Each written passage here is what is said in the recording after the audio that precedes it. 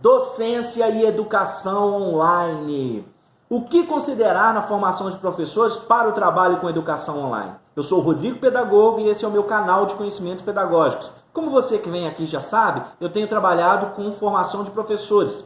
E aproveitando o ensejo da pandemia do coronavírus e sobre essas questões de ficarmos mais em casa, eu gostaria de falar no vídeo de hoje sobre educação online. E gostaria de esclarecer alguns pontos para abrir a porta para discussão aqui no canal. Primeiro ponto é que a educação online vai se referir a meios, métodos de ensino e aprendizagem que vão versar pelos meios telemáticos, como internet, videoconferência e teleconferência. Primeiro ponto é que a educação online é isso. Segundo ponto é falar sobre educação à distância e ensino online e educação online. Desde os primórdios da sociedade, que o trabalho com ferramentas que são quase extensões do corpo, passando aí por outros adventos, como a máquina a vapor, que mudou os hábitos da sociedade, passando pelo computador, que trouxe profundas transformações culturais e sociais, né? Tudo isso vai estabelecer essa conexão entre educação à distância e educação online. Ainda que notando que educação à distância é bem antigo e vai fazer referência à educação, ao ensino pelos correios, de modo impresso, há toda uma ideia. A educação online é uma educação à distância, mas a educação à distância nem sempre quer dizer educação online, tá? Isso é importante compreender. Um terceiro ponto a se observar, muito importante, é entender que o estudante é um nativo digital e o professor é um imigrante digital. O professor não pode perder isso de vista, senão o professor vai para a sala de aula esperando ter o domínio de toda uma tecnologia, de toda uma série de objetos, de artefatos que o aluno não vai ter. E isso não é verdade. O aluno sempre vai saber mais sobre mídias e tecnologias do que o professor. Então, o professor que vai trabalhar a educação online precisa entrar em sala tendo o aluno como seu parceiro, porque o aluno é um nativo digital, o professor é um imigrante digital. Ele não pode perder isso de vista. Outro ponto muito importante para se trabalhar com a educação online é ter em mente de forma clara a diferença entre informar e formar. A internet está aí para informar. Agora, formar, o processo de formação, tem muita gente que acha que a educação online vai acabar com o professor. E não vai, não tem como. Porque a internet ela pode informar, mas para formar é preciso ter o elemento do professor.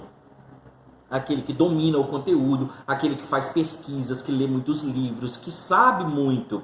E onde é que vai entrar esse processo e como é que vai se conciliar essa coisa? Bem, na formação, você não vai pegar seu grupo e trazer para eles uma apostila, ou resumos do assunto, ou coisas dessa natureza, porque a internet, mais uma vez, está aí para isso. O formador, ele precisa ter em mente perguntas claras, meios de fazer com que o grupo produza junto. Porque aí começa a se tornar para nós importante esclarecer conceitos e termos, sim, sobre, por exemplo, geração X, geração Y, milênios e geração Z, educação 4.0. O que são essas coisas e como compreender essas coisas? A geração X é uma geração que passou pela transição, ela estava na transição. Já a chamada geração Y, e também chamada de os milênios, são uma geração que já nasceu na era digital, já nasceu tocando na tela do celular. É uma geração que já conhece e não consegue viver fora desse ambiente, fora dessa situação. E a geração Z vai ser aqueles que vão lhe substituir. A geração Y, ou milênios, por exemplo, eles nasceram no final dos anos 80 e até a gente pode considerar até o ano de 2005, mais ou menos. É essa chamada geração Y aí, ou milênios, né? que já nasce, já surge dentro dessa ideia, dentro desse conceito. E a geração Y, por que eu falei sobre esse papel do formador? Essa geração Y, ou milênio, ou geração da internet, alguns autores, algumas pessoas vão dizer que enquadrar a juventude, enquadrar esses grupos dentro dessas gerações é esgotar o assunto. Mas eu não quero falar disso agora, como eu disse, o vídeo é para potencializar isso aí e abrir a discussão. Essa geração Y e Z, eles têm uma maneira diferente de adquirir o conhecimento e a informação. Por exemplo, essa geração Y ou milenial, ou milênios, ela para poder fazer uma compra na internet, para poder comprar um produto, eles costumam se basear em resenhas de blogs, por exemplo.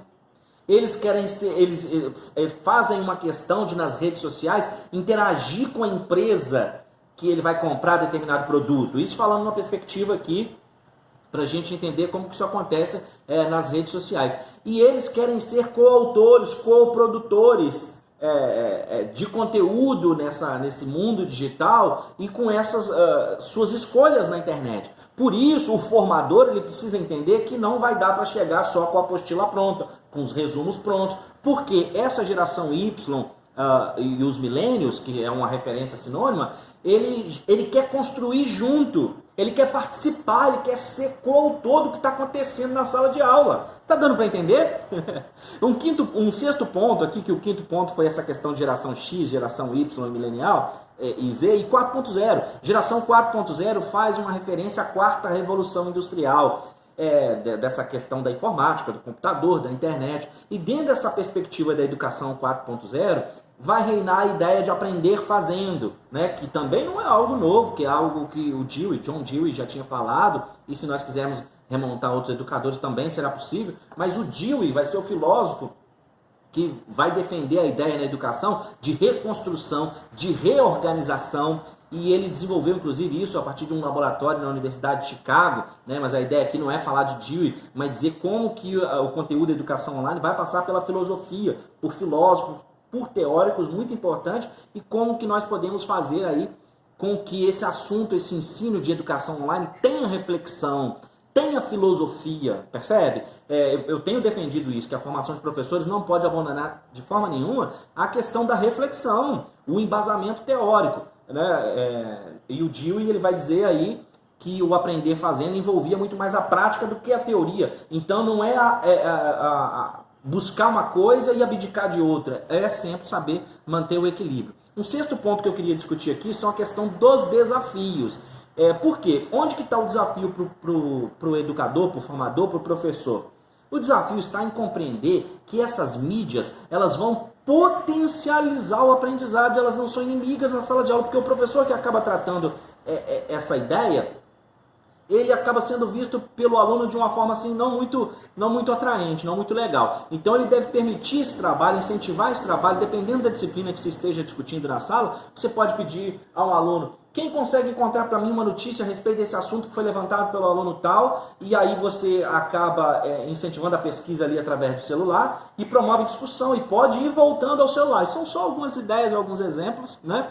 E continuando, para aqueles que atuam na educação infantil, promover esse protagonismo na educação infantil, né? Não significa, eu gostaria que vocês assistissem depois desse, o meu vídeo sobre formação continuada, não é que quando nós formos dar então cursos de capacitação de formação continuada, ou formação continuada, a ideia seja fazer com que os professores aprendam a manipular a tecnologia, data show e coisas dessa natureza. Não é isso. O professor precisa saber isso, mas formação continuada não é isso. Assista o vídeo na sequência, assista na playlist. Esse vídeo faz parte da minha playlist de curso de pedagogia e está junto ali do curso de formação continuada.